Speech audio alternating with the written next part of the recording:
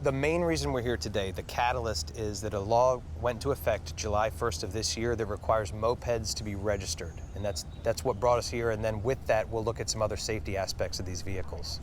The first thing you need to do is be careful with what you're buying and what you're riding. Know what it is.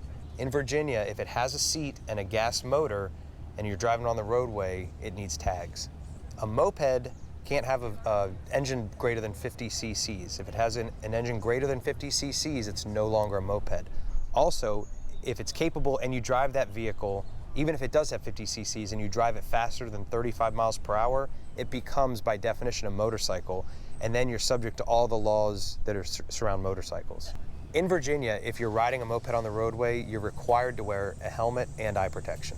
The inherent dangers of driving mopeds particularly are, number one, there's no requirement to prove efficiency or ability on the vehicle.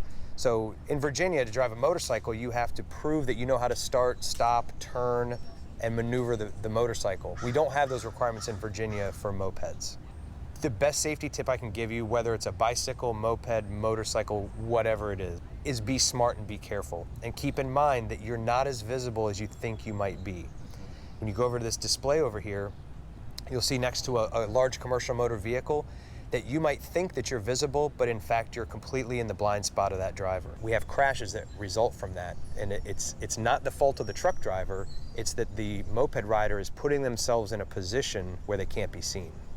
If you're operating your vehicle and you're in the vicinity of someone riding a moped, keep in mind that they might not be a skilled rider, so give them a little bit of extra space. There's a great source of information on the DMV website, which answers a lot of questions about what's legal to be driven, what isn't, how to define these vehicles.